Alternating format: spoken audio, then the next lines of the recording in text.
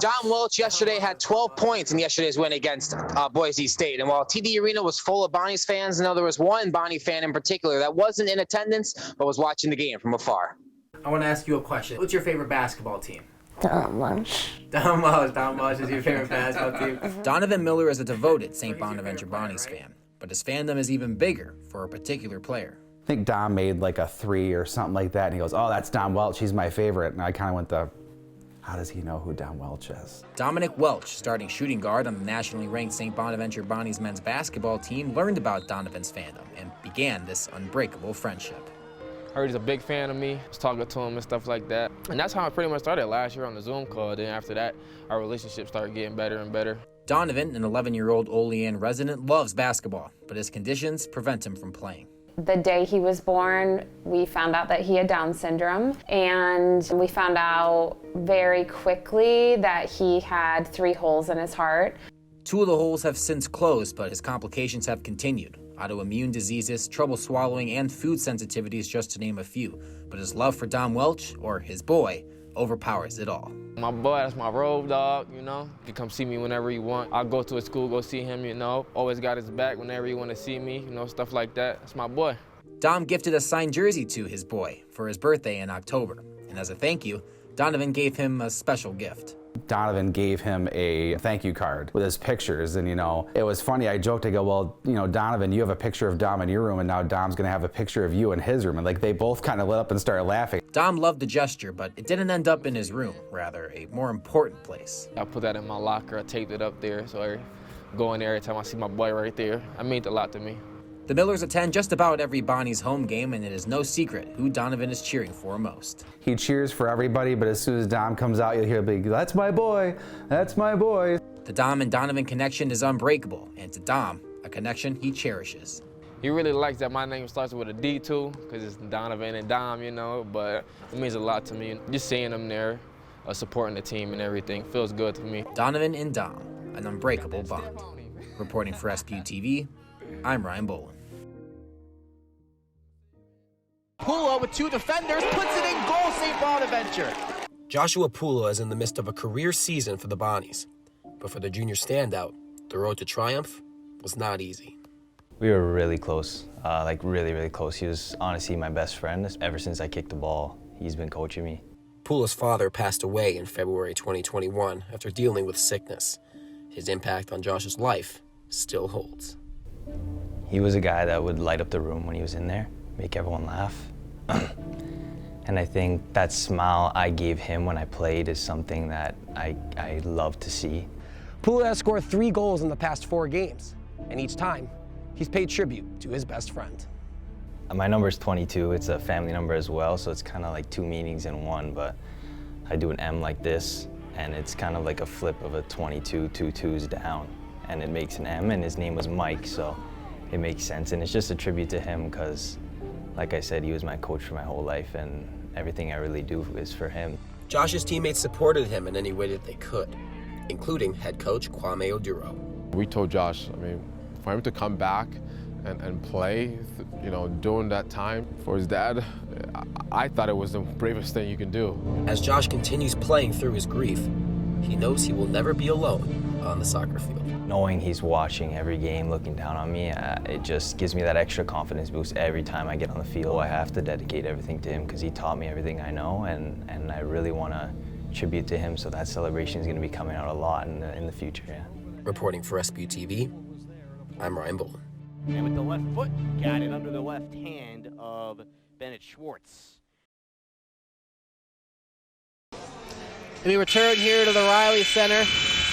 Superfan and best friend to Dominic Welch, Donovan Miller, on the court here in the Riley Center. The mop boy. He's doing a great job during the TV timeouts. Getting all the sweat and moisture that's on the floor, getting it right off it. Tori Harris with it, sidestep, puts up the three-pointer. She knocks it in. St. Bonaventure with their first three-point field goal of the game, and they cut this lead now down to 1. The comeback is continuing for the Bonnies. Yeah, Riley Center's a little more alive. It's been so dead throughout the whole game. And finally, Bonnies are bringing it back, making it a good game here. Redmond with it, Lopes guarding. They get it over to Civils. And a turnover here, almost at least. Tori Harris goes right through her hands. Good deflection there, though.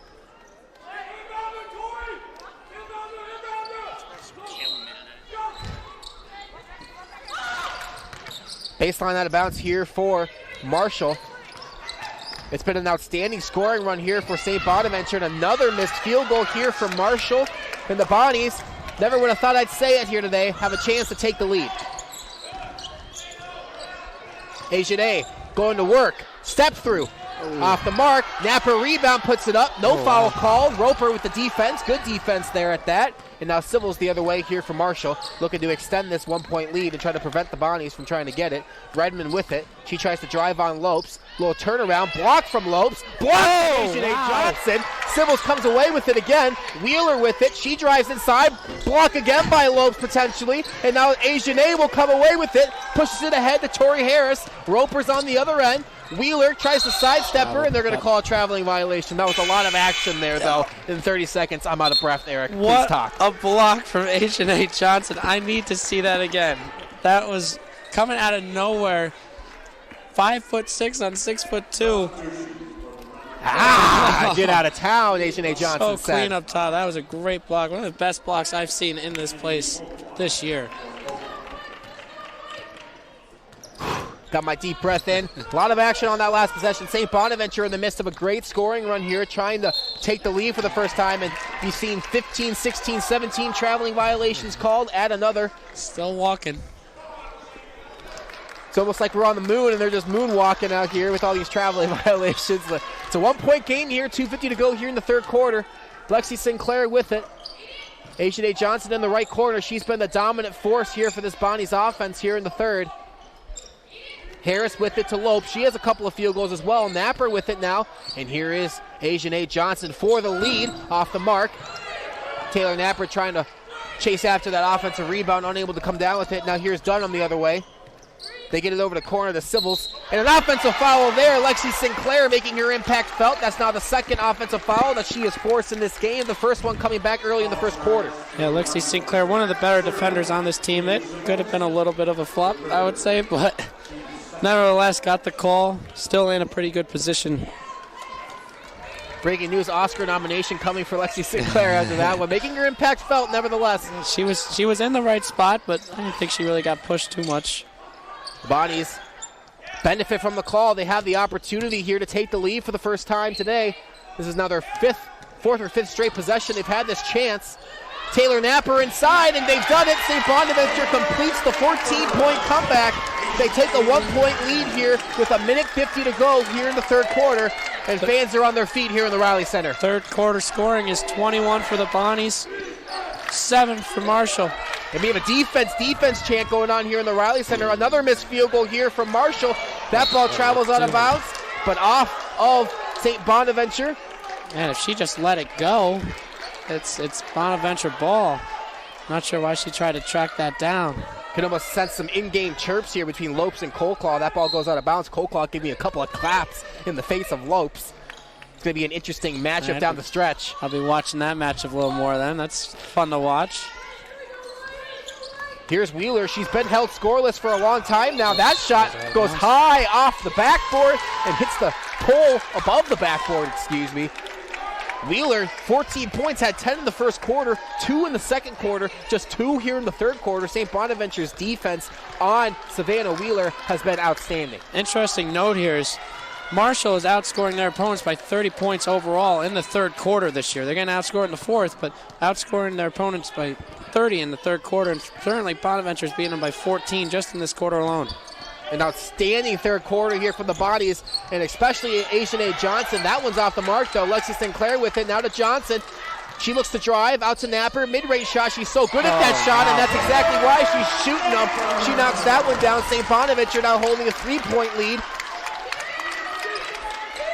Head coach Tony Kemper can't be pleased with how Marshall has been playing in this third quarter, trying to direct traffic out there. Yeah, I'm surprised he didn't take another timeout. I guess he's trying to somehow will this team just hang in there for this last minute of third quarter. Now, if you've done 5 or 6 games here in the Riley Center, I don't think I've ever seen a defense chant break out from all the fans in attendance, but we just had that just then. The fans loving what they're seeing here in the Riley Center from St. Bonaventure, down 14 at one point in this game, and they make the comeback. You see the trip foul there on Taylor Napper. It's Bonaventure's 4th, so if they do foul again, automatic 2-shot bonus. Dunham with it here. St. Bonaventure on pace to be leading here at the end of the 3rd. And finally, Marshall gets a shot to goal. It's Coleclaw putting it in. Big shot now there up from to Coleclaw. 7. Big shot there from Coleclaw to try to stop this Bonnie's momentum, but the Bonnies do have time, going to have time for the last shot of this quarter. Who's taking the shot? What do you think? Could be Asian Johnson. She drives right in. There you go. Oh. No foul call. Looking for the call. 4 seconds on the game clock. Coleclaw with it. She's going to put up a 3 and a block from Yaya Lopes. And that's going to send St. Bonaventure into the 4th quarter with a 37-36 lead. They dominated that 3rd quarter just like they needed to. We're in for a treat here in the 4th quarter, here in the Riley Center, 37-36, St. Bonaventure on top. You're watching women's college basketball on ESPN+.